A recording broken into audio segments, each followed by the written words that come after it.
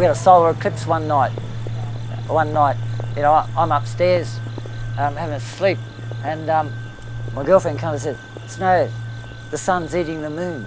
The sun's eating the moon. And I'm like, what?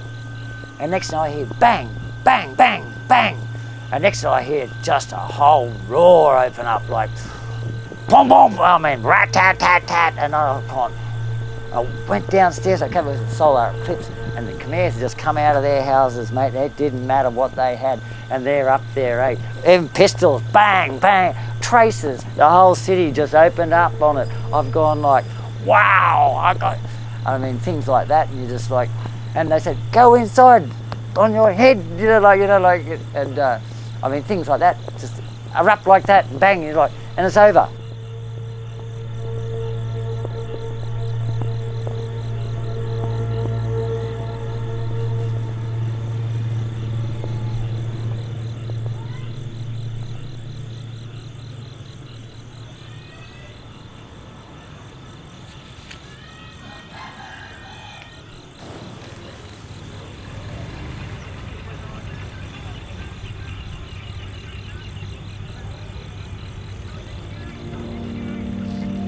Afternoon, my name's Ian Woodford.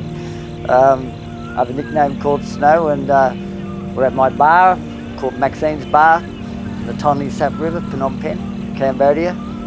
Been invited by these guys here to have a chat about why I came here, yes, which was 15 years ago, but I was back in Australia then, and at that time I just finished a 6-year stint as a pit foreman in an open-cut gold mine, and prior to that I was working in the snowfields, the snowy mountains.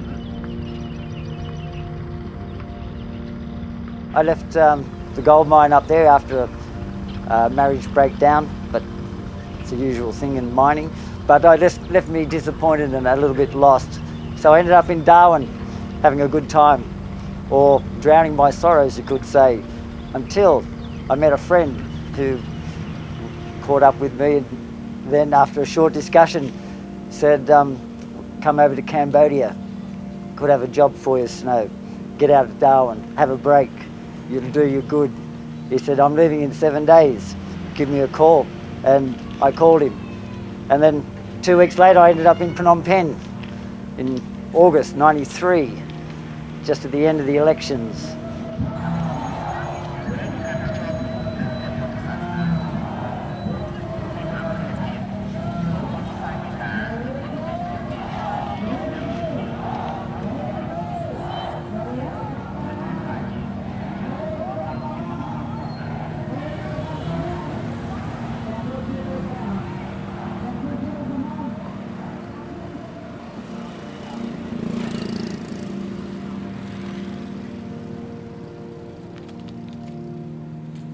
I thought I was out of control in Darwin. This place was right out of control.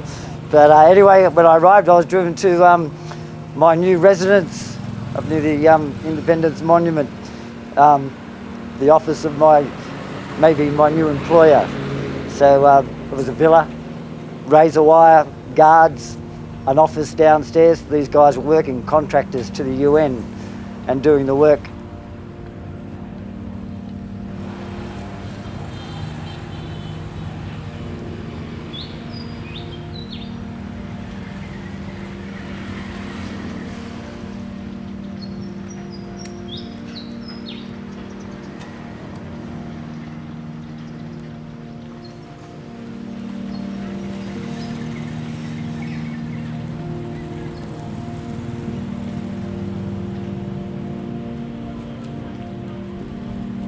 The people I work with, they were just spin out. They had money to burn, you know what I mean? I mean, what they would do at the office, you know? Cars, drivers, you know, bodyguards.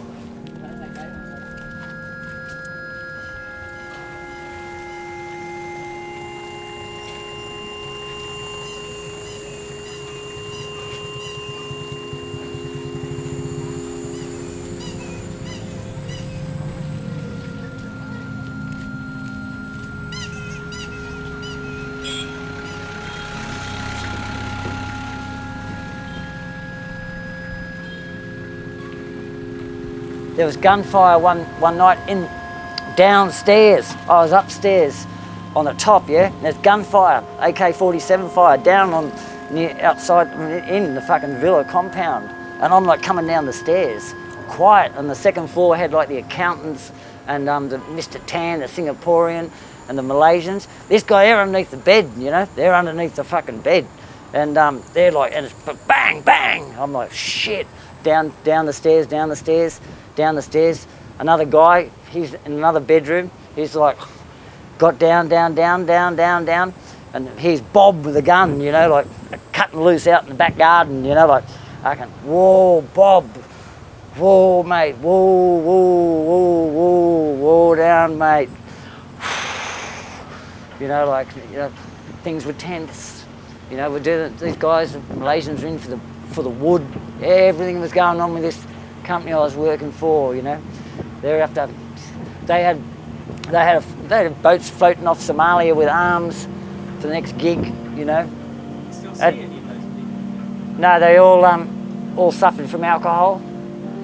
Irish Tom drank himself to death. Jim Kennelly, the Irish rover, who was part of the UN too, drank himself to death.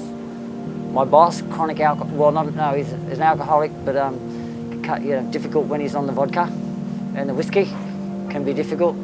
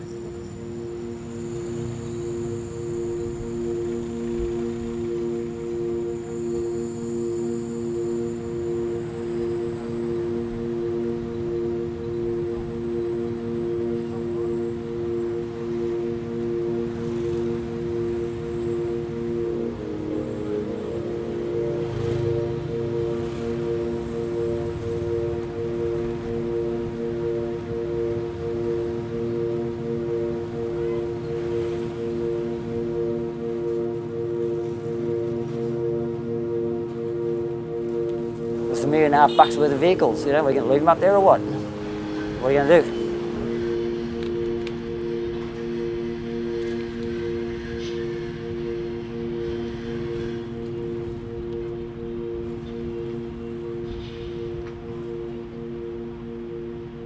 There's bucks to be made here. And you had the French contractors, you had all the contractors, so you're tendering for the jobs.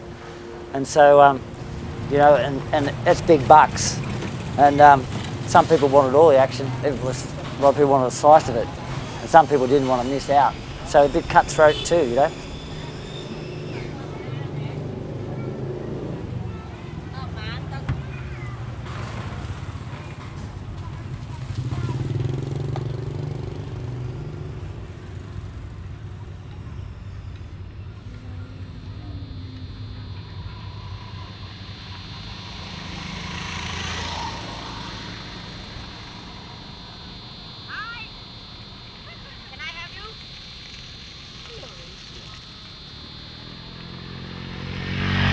No, but they've done a deal with the Khmer Rouge, $200 a vehicle, 150, 30 grand.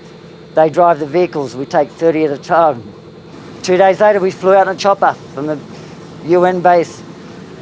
And within 1 day, another chopper, 26 drivers, Khmer Rouge.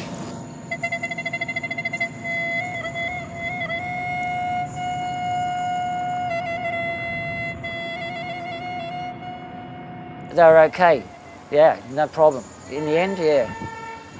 I felt, yeah, sure. In the end, okay. Yeah. To begin with, you didn't know. Scared shitless. Put it bluntly. Put it bluntly.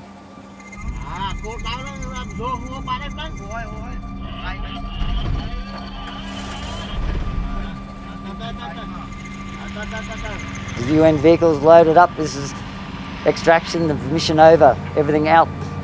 Fuel them all up, then into the jungle. 15 k's out, no radio contact. They were along the way, presence everywhere. Bridges, sure, up, stop, to talk. For me, no Khmer.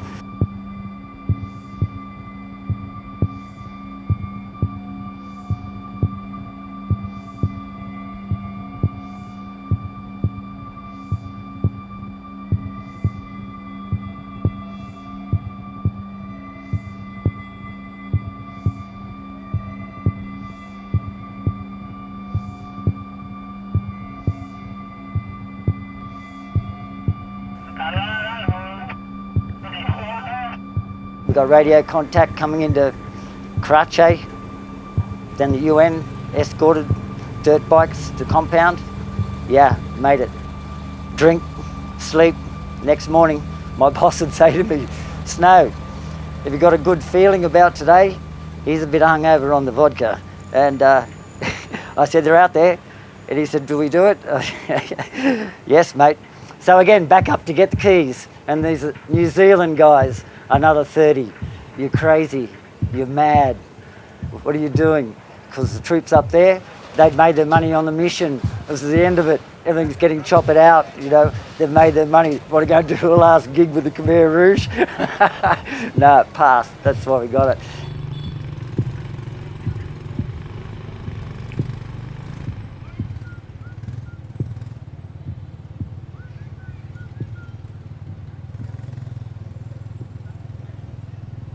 We finished a successful mission, and all the vehicles got back to Phnom Penh with extraction from there, Thailand, after there, Somalia. But for me, unforgettable. That's a photograph of this guy. This is at the compound, the UN compound at Karachi. That's the last of the vehicles in. We did the job. They'd been paid, and except for another $3,000, that's another story. But we got it to them. He's the man, yeah. And that photograph there of him smiling, his helmet and his little family, look, the brake fluid's gone or something. Don't worry about that. We'll get some coconut juice or something, or fucking they twist this around. Next now we're all going again and banging around out in the countryside, bang, bang, bang there, racing through the fucking.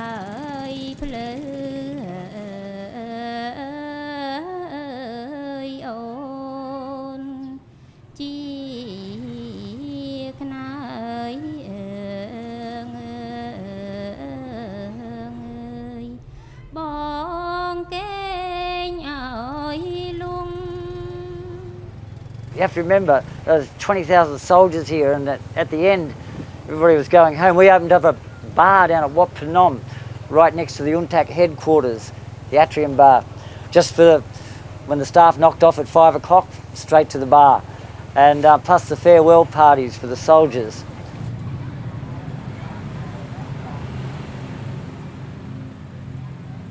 Nine o'clock curfew. 9 o'clock curfew.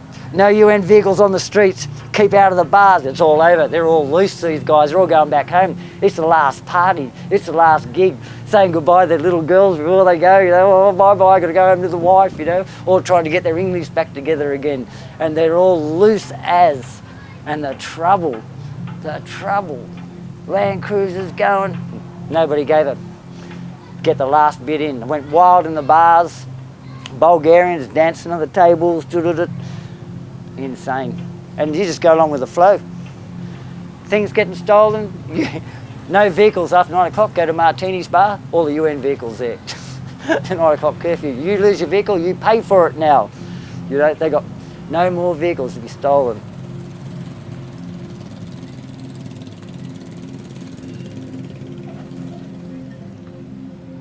Where's the truck? Where's the container? Where's the whole container, mate? Stolen. Gone.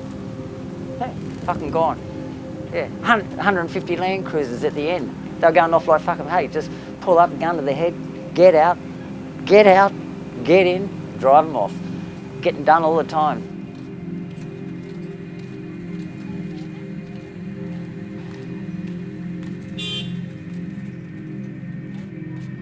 Like the Nigerians, whatever, had stacked containers. They were taking computers. They were cleaning out into the containers back to their country. You know, it was just everyone's just rife. You know, get it while you can. Yeah. And I was like, because a journalist and photographer, I've never seen anything like this before. I walked into something that just blew me away. I mean, jumping on helicopters, riding around here, journalists, press passes, this and that, and what's going on, who are you, what's this and what? And then all the sharks and soldiers and loose cannons. Wow.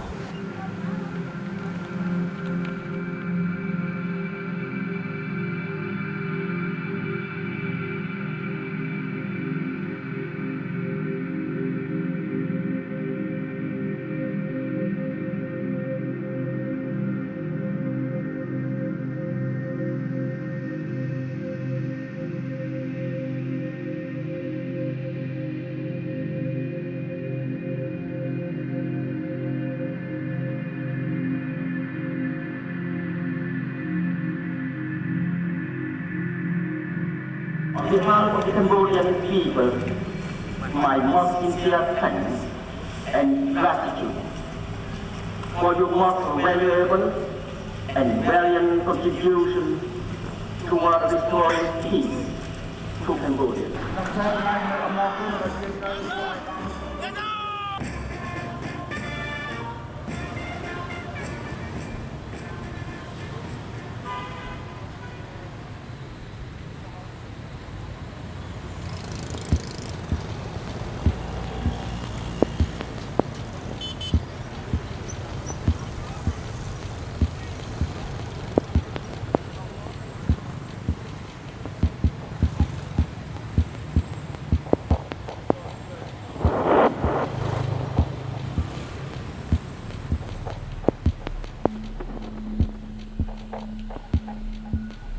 What was that? UNTAC gone, blew the place right out. What was that? Left us with 2 prime ministers. See you later. Thanks very much. You know, before, you know, you had armed Indonesian soldiers around that Wat Phnom, walk patrol, tooled up, jackets, patrolling Wat Phnom, in line, serious soldiers.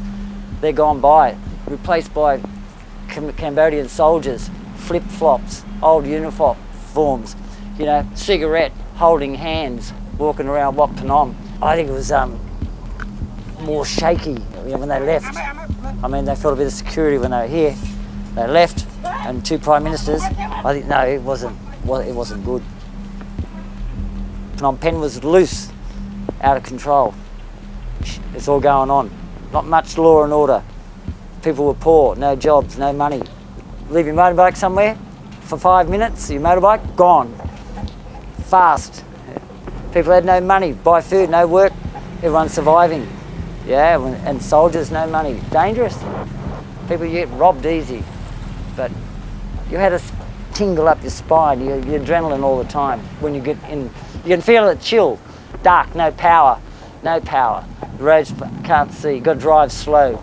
You know, a motorbike coming up behind you, you know, like, you know, a well-dressed moto dop on a motorbike, I'd tap him for a gun, you know. Well-dressed moto on a nice motorbike, hang on a minute, you know.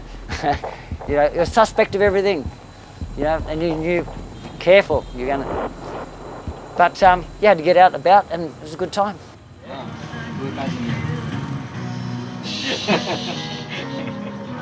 foreigners put the money into it. French.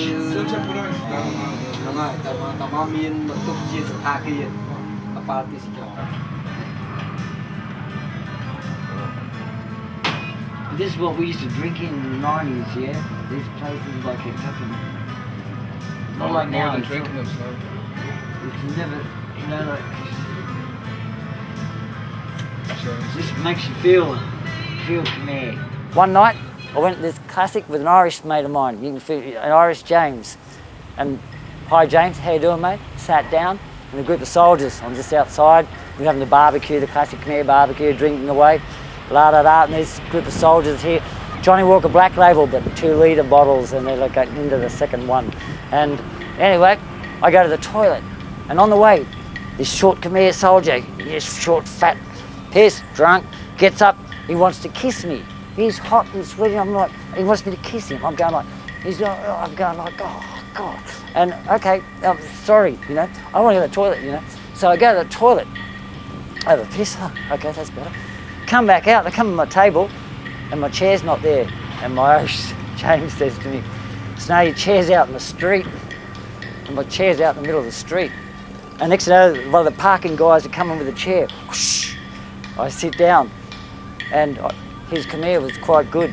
He said to me, "Snow, the guy you didn't kiss, he wants to shoot you." I've gone, oh no. And I looked across, and sure, he had some other guy. He's gone through his gun, and he's gone around about halfway.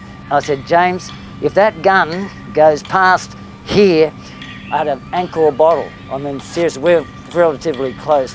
I said, "Oh, that's going to go." I said, and his mates have got him. This guy's infuriated. and the owner, he's looking, he's going like, oh. Anyway, his friends put him in his Camry and took him away. And sat back down and like, whew, whew, what do we go or what? And Jay says, "You better have another one."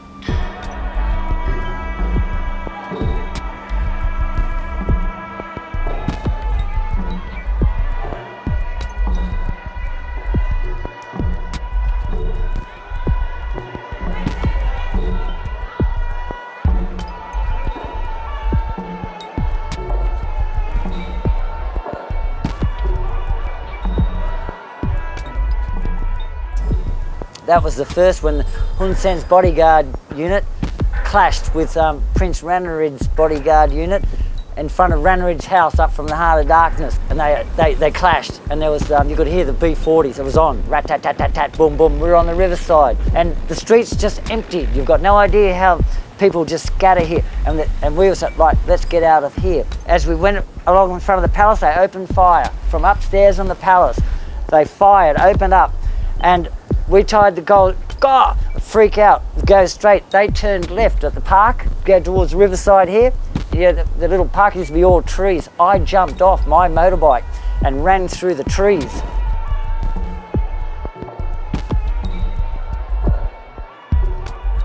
That was the start of it. And then as it went on, you knew it. If you'd see Hun Sen and his bodyguard unit, the pickup trucks, guns, and you'd see Ranarid boys come around in convoy. They were riding around, and you'd hear them woo woo, all tooled up.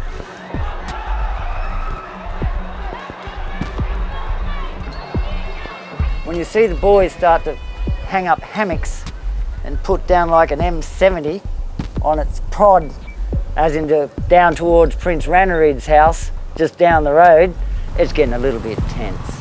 And sure, it was just building up. It was going to go. It was going to go. It was going to go. And she went bang.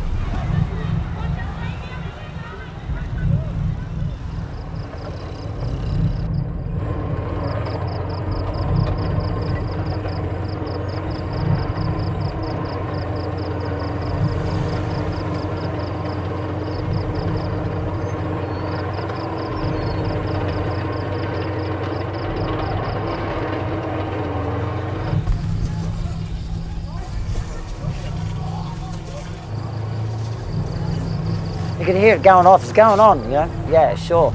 So just stay inside, stay inside, stay inside. But we're getting paid by the French they're paying us to follow it by CNN, BBC, and just write it down in English for them. So we're getting paid sitting in Tom's Irish bar, drinking beers, taking turns, writing down the news for them, and getting paid, you know, like $100 for a couple of sheets like this. So they just fed us and drank us while we just covered it for them. No worries.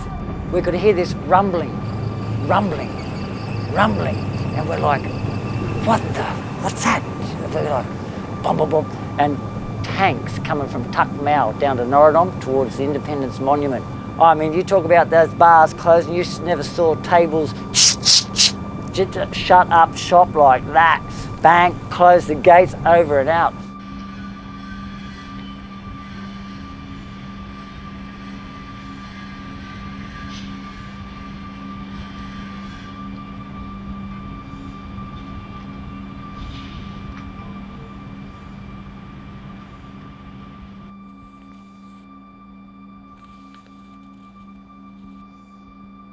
made you think that whether you wanted to leave or not? At that Oh no. like it? No, this was raw, brutal, mate. This is good.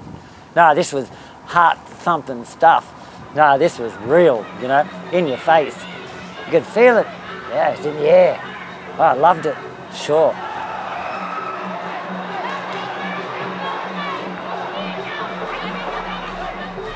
For all the NGOs, you're out, you know, evacuate, no choice. You can see people at prior stages in bars. You got 24 hours, pack your gear, you're out, no choice. These people had cars, TVs, and living their little NGO life in Phnom Penh, you know, like, and out, go. And people were selling things for nothing, crying in the bars, didn't want to go. I've been here 6 years, and it's very hard to see this. And CPP took control of started locking her down. Went after Phnom Penh. Clean up time. You know what I mean, Sonny? Clean up time. And so just stay at home, mind your business was a good idea. And I mean, you had these soldiers sort of on the rampage, you know, they're going around a bit of looting and a bit of this. And I mean, people in their houses, they're firing off shots too, like keep away, you know, don't want to get looted, you know what I mean? So the people were firing off shots too, because some of the soldiers have run out of bullets, you know what I mean? And but they're on for the loot, you know, it's finished. They wanted some, you know, get paid for this, so they're open slather. Sure, it was, yeah, you know, soldiers had to get the cash bonus. They're driving around tanks with motorbikes on the back and all sorts of stuff, the booty, you know, but that's what they get paid for doing the job at the end.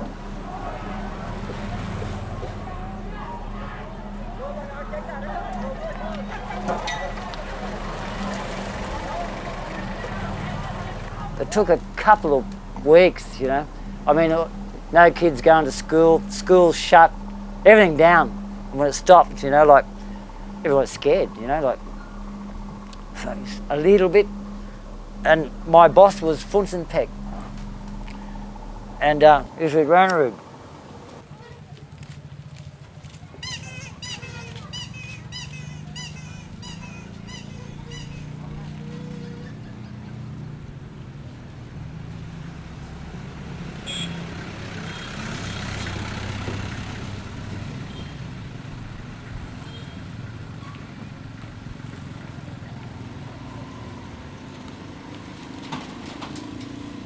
Where was I? You're talking about your Boss. being a runner in Oh, yeah. before. Shy. So he hung a white flag on his villa down at Tulkok. He surrendered. And they all went to Cambodia. Everyone's battling out of the States. So the others where I was working, they left, went back to California. It calmed down. It was very quiet, not sure. And the secretary, the manageress came and saw me and said, Snow, what do we do? You know, we opened the school up. What are we going to do? And I said, well, it's calm, you know. I said, we may as well, you know. Nothing better than get the kids to come back, we'll open up, you know. So we opened the school up and the kids started to come back slowly. And then they got the teachers, okay, we need this. I mean, they're hanging out for the work too, the teachers, they're going broke, you know. People who stayed, so people look. And then slowly got it back, the kids came back and then got the school fees in and fucking paid the rent. The boss is over in America, you know. And we got to pay the rent and kept the school going until they had the balls to come back. That's when I started drawing, 97. That's when I started to draw. Because I had the free time and I'd been through a whacker, you know, like that was a real wake up. I mean, full on fucking, I mean, to see a tank come up 63, you know, a dirt road coming up 63, a tank, you know, like, sitting on my deck at my Irish mate's bar and a tank's going up the street, you know, you're like, huh, you know, like they're in town. All these people want their kids to get an education to get out of here. States, Australia, anywhere, New Zealand, just get the kids out of here. Teach them English as fast as you can. That's what they wanted. How long is it going to take my kid to speak English to get through the American embassy to go to the States? They'd ask you that. How long is it going to take my child to speak English fluently? You know, like, hang on a minute, you know, like, I want their children out of here. Get them that education as fast. I want to speak English, my child to speak fluent English in a month, you know? You know what I mean? That's how, hang on a minute, there's a curriculum you've got to follow, you know?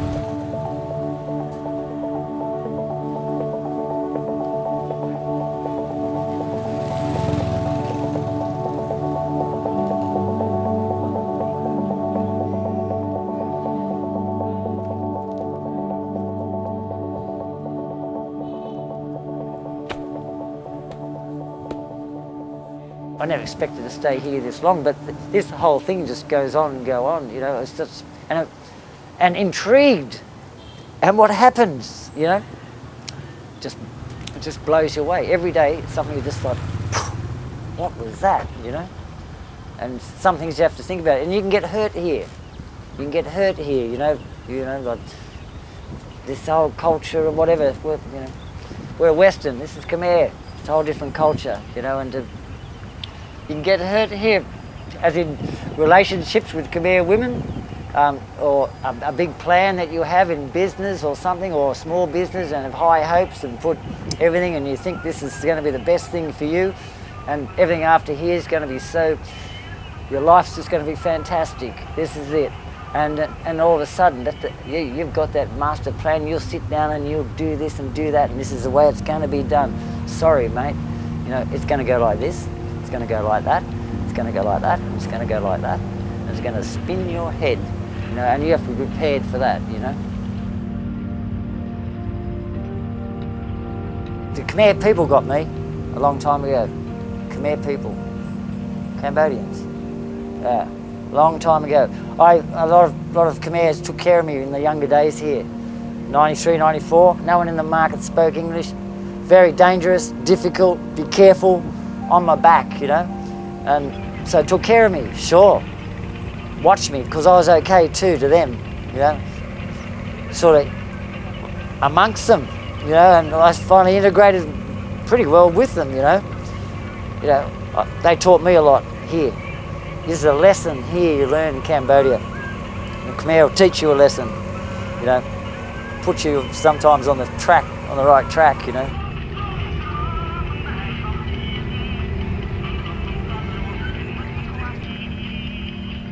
That's Khmer. If you are all right with them, you got to respect them. You'll get, after a long time, don't think you're going to get it like that. You have to earn it. And me, 15 years, so, you know, like you don't get it like that. You have to understand a little bit about them and maybe spend a bit of time with them, you know, and appreciate them, you know, because that's why you're here, to get something different other than your culture. For me, yeah. And I love them. Great people. The smile, friendly. That unbelievable how they can help you in a little way which can get you out of a big problem. They can do it like that. And I haven't had a problem here, you know, as in being arrested or anything like that, nothing. I've taken it on the easier road, well, like that, bumpy. It's not easy, but you respect them. I mean, they take care of me a little bit, sure, why not?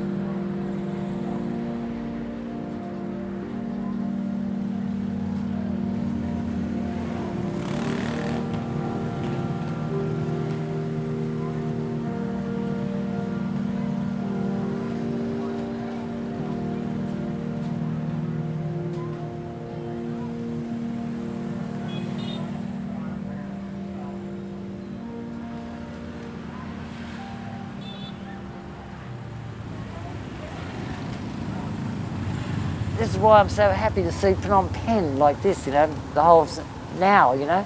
This is so good, you know. From all that tense and worry, you know, I'm probably a bit lucky, you know, for what, I'm lucky. Lucky.